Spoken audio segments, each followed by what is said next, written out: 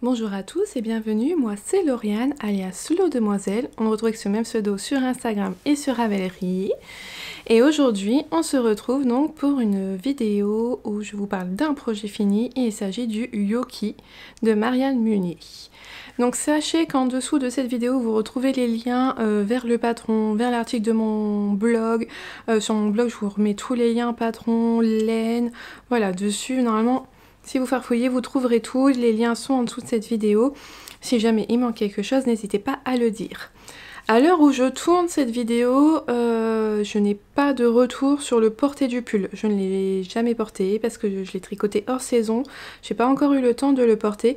Cependant, si vous regardez cette vidéo avec quelques mois plus tard, donc je dirais plutôt en 2022, j'aurais certainement fait à ce moment-là, voilà, début 2022, je vais faire, ou j'aurais fait en fonction de quand est-ce que vous regardez cette vidéo, mais voilà, j'aurais fait le bilan de tout ce que j'ai tricoté cette année, et voilà, là, à l'heure actuelle, on est fin septembre 2021, dans les semaines à venir, je vais pouvoir porter mon pull, et voilà, je pourrais me rendre compte de comment il se tient à porter tout ça. Donc voilà, si vous regardez cette vidéo-là, plutôt en 2022, normalement, sur ma chaîne, vous trouverez donc la vidéo où je vous reparle de tous mes tricots et donc mon avis après ensuite sur le porté et l'usure du patron. Ou sinon, une fois qu'il sera porté plusieurs fois, souvent maintenant je le fais sur Ravelry, je viens mettre dans mes fiches projets, je reviens plus tard remettre mon ressenti sur le projet porté. Voilà. Donc, on se retrouve aujourd'hui avec le pull Yoki de Marianne Munier. Donc c'est un pull qui est sorti à la base...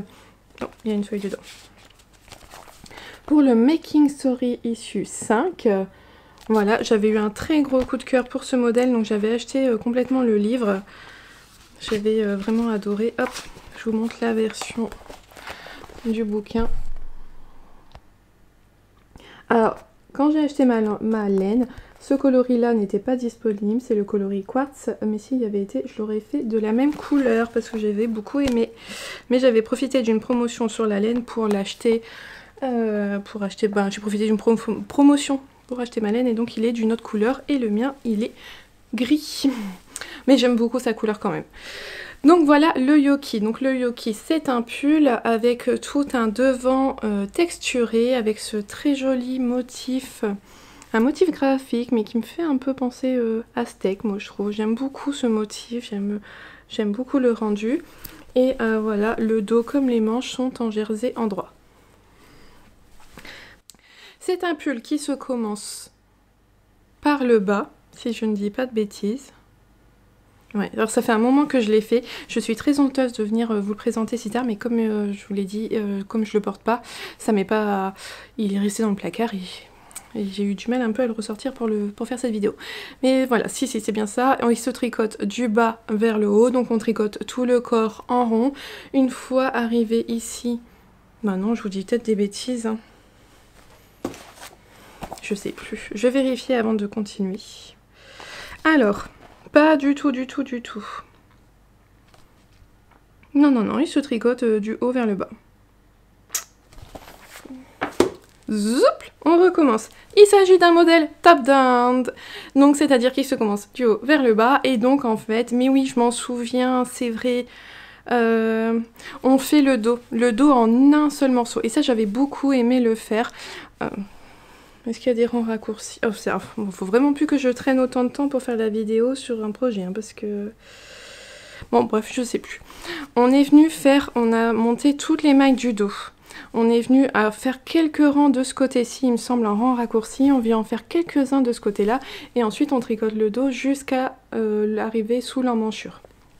Après, on vient relever les mailles et on vient faire, hop, un petit devant... un deuxième petit devant et puis on vient hop après ajouter des mailles, là monter des mailles pour rejoindre les deux demi devant et faire tout le devant jusque là à l'emmanchure. Voilà, je m'en souviens. Et là, une fois que vous arrivez à l'emmanchure et que vous rejoignez tout en rond, vous avez fait le plus dur du pull. Parce que clairement, alors c'est très bien expliqué, ici le dos c'est vraiment pas compliqué, mais là il faut faire le motif en aller-retour, donc, et moi je sais que c'est quelque chose qui demande de l'attention en fait, voilà. Le motif sur l'envers, il n'y a rien. Vous faites pas de torsade ou de maille croisée sur l'envers, il n'y a pas de souci pour ça. Mais il y a des fois, une maille en droit va devenir une maille envers. Donc il faut faire attention à ce qu'on fait, il faut faire attention toujours au diagramme. Donc c'est quelque chose qui demande de l'attention. Déjà une fois qu'on a fait ici les augmentations pour l'encolure, c'est déjà un peu plus simple. Et une fois qu'on arrive en rond, c'est vraiment beaucoup plus facile. Surtout qu'une fois arrivé en rond, donc le motif se fait que à l'endroit, donc on le voit tout le temps, donc c'est facile de se repérer dessus, c'est facile de voir si on a fait une bêtise sans souci, et ensuite en fait on retient quand même assez bien le motif. Alors je vous dis pas que je l'ai retenu par cœur, mais vous voyez c'est quand même très graphique, c'est la même chose tout le long, donc c'est logique et on le retient. Voilà. Alors ce qui est un peu, alors, de loin on le voit pas, mais peut-être de près vous allez le voir. La torsade ici, elle n'est pas dans le même sens que celle-ci. Donc voilà, c'est les genres de petites choses où il fallait faire attention. Puis vous voyez là, hop, on commence le petit motif. Après il n'y est plus, mais vous voyez, il y a des motifs qui commencent là comme ça, en plein milieu. Quand c'est sur un rang en vert, il faut y penser. Mais voilà, c'est vraiment quelque chose qui demande de l'attention. Bon, pour un premier pull, je vous conseille pas quand même ça, parce que voilà, ça demande de l'attention, c'est quand même... un beau morceau à tricoter, mais voilà, si vous avez déjà fait un pull, si vous avez déjà fait des torsades, vous pouvez y aller. Faut juste rester concentré et ça se passe bien. Et donc après, on déroule tout le corps et on termine, voilà, avec des petites côtes. Et puis en plus, après voilà, on a un rang où on a tout le motif. Derrière, c'est que du jersey en droit, donc c'est beau. Voilà, ça va. Il y a la moitié du pull qui est très facile à tricoter. Donc voilà, on fait tout le corps et après c'est classique, on vient relever les mailles ici au niveau de l'emmanchure et on tricote les manches en rond et on vient relever les mailles ici pour faire une encolure toute simple en côte 1-1. Voilà, c'est ça, ouais, je m'en rappelle bien maintenant. On commence par le haut, donc on commence par la partie la plus dure. Voilà. Mais c'est vrai que le rendu du motif, moi j'aime beaucoup, j'avais eu un gros coup de cœur pour celui-là. Donc je vais le mettre, comme ça vous allez voir ce que ça donne porté. Voilà donc le rendu du pull porté. Donc le pull Yoki est un pull boxy, un peu boxy, vous voyez ici on a de l'ampleur. Ce sont des manches tombantes, parce que vous voyez, des épaules tombantes, pas des manches tombantes, je dis des bêtises. Hein. La manche elle commence ici, hein. On a bien hop l'emmanchure qui tombe sur le bras. Donc moi c'est une construction qui me dérange pas, ça permet de faire moins de manches, hein, vous voyez, la manche elle commence là, on a quand même tout ça de manches en moins. Donc voilà, il est légèrement boxy, le mien l'est juste comme, voilà, comme j'avais envie, il l'est un peu mais pas trop, j'aime beaucoup le rendu. J'ai respecté les mesures, les indications indiquées pour la manche et elle est assez longue, je suis vraiment contente. J'ai fait les diminutions comme c'est préconisé. Moi ça me fait vraiment une manche ajustée et moi j'aime beaucoup, j'aime bien le rendu. Et au niveau de l'encolure, on est sur une encolure, vous voyez, assez... Alors pas trop basse, mais assez dégagée. Moi j'aime bien. Parce qu'en hiver je mets des châles, donc je sais que j'aurai pas du tout froid à ce niveau-là. Voilà le rendu.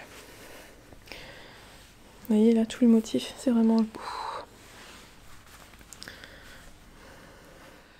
Donc c'est un pull que j'ai tricoté avec de la Derirum Natura, il m'en reste une pelote ici, hop. Donc avec la base recommandée par le patron, donc c'est-à-dire Ulysse, moi c'est le coloris sel et poivre, voilà. Donc mon échantillon était pas bon, il était plus large. Voilà, pour le même nombre de rangs, moi j'avais 11 cm au lieu de 10. Donc j'ai fait une taille inférieure à ce que je voulais. Donc moi j'ai fait la taille 110 pour avoir voilà la taille au-dessus qui était... Je ne sais plus. Ah, attendez, je vous redis ça. Hop. Parce que la taille supérieure c'était 115. Voilà, donc moi j'ai fait la taille 110 alors que j'étais partie au début, je m'étais dit que je ferais la taille 115. Mais j'ai fait 110. Et il m'a fallu 6 pelotes de Ulysse de Derirum Natura. Et en fait, il m'en reste une complète que je n'ai pas utilisée pour faire le pull.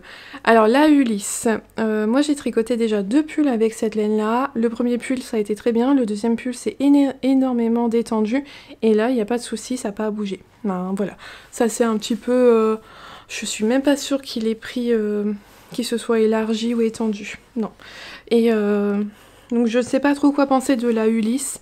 Alors moi j'aime beaucoup la tricoter. Alors pas avec là comme pas avec des aiguilles 3,5, moi je préfère les tricoter en 4 que plutôt en 3,5. Mais sinon après c'est une laine que j'adore porter. Elle peut paraître rustique mais après le lavage elle est vraiment... Moi je la trouve vraiment douce. Après il faut dire que je suis pas très sensible aux laines donc pour moi elle est douce et elle tient vraiment très chaud. Voilà, mais beaucoup de gens disent qu'elle se détend beaucoup après au lavage, au blocage. Je vais y perdre mon carnet avec mes notes. Mais moi, ça n'a pas... Là, pour le coup, sur celui-là, ce modèle-là, ça ne l'a pas fait alors que j'ai fait le Pita de NCL Knits et j'avais eu ce souci-là. Il s'est vraiment beaucoup agrandi. Donc voilà. Alors, je vous ai dit, moi, le pull Yoki, je l'ai eu donc dans le magazine Making Stories, qui est un magazine entièrement en anglais, au prix de je ne sais plus combien j'ai payé. Voilà, 25 € il me semble. Alors il faut savoir que je pense que le magazine est toujours disponible dans des librairies, des merceries. Je pense que vous pouvez toujours le commander, mais sinon il y a le e-book disponible sur Ravelry au prix de 21,60 € et le pull Yoki est disponible à l'unité au prix de 9,60 €. Alors il faut savoir que le modèle maintenant qui est vendu à l'unité est disponible en français et en anglais, et la version française est encore plus détaillée que la version anglaise, parce que Marianne l'a expliqué sur Instagram, elle avait dit que voilà, il y a des personnes qui trouvaient que ça manquait un petit peu d'explications sur le magazine, mais bon, il faut savoir que c'est un magazine, donc elle est limitée en place. Moi j'ai trouvé que les explications étaient claires, et que ça avait été, il n'y avait pas eu de soucis, mais sachez que la version française est un peu plus tôt... J'ai pas le mot. Je sais pas, un peu plus expliqué, il y a plus d'explications dans la version française, et donc il est en français si vous voulez le faire. Il me semble que les explications du diagramme, alors moi, sur le magazine, c'était que les explications du motif étaient que en diagramme, il n'y avait pas les explications rang par rang. Et je sais pas du tout par contre après maintenant sur la version individuelle à l'unité sur Ravelry s'il y a des explications rang par rang. Voilà.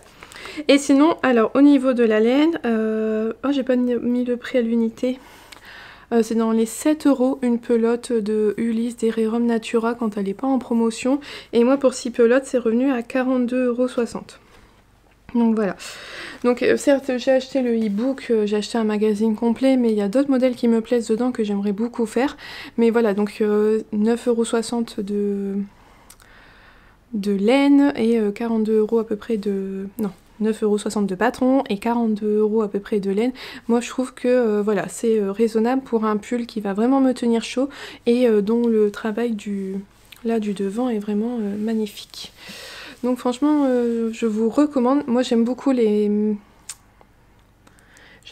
modèles de Marianne Munier, j'ai déjà fait 2 tops à elle, j'ai fait le Madoka, oui c'est déjà son 4e modèle que je tricote de cette designeuse, et jusqu'à maintenant je n'ai pas été déçue, et j'aime beaucoup le rendu, c'est toujours des modèles très bien expliqués, et des patrons, voilà, des pulls, tout ça, avec plein de détails qui font la différence. Voilà.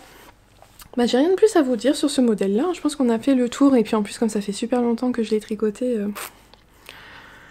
Je ne me souviens plus trop s'il y avait eu des petites choses pendant le tricot qui avaient été compliquées ou autre. Voilà. Maintenant, il ne faut plus que j'attende aussi longtemps pour faire ce genre de vidéo. Je vais en tenir compte. Donc, j'espère que cette petite vidéo vous aura plu. En attendant, je vous souhaite une belle journée ou une belle soirée en fonction de quand est-ce que vous regardez cette vidéo. Et surtout un bon tricot. Et je vous dis à bientôt. Bye!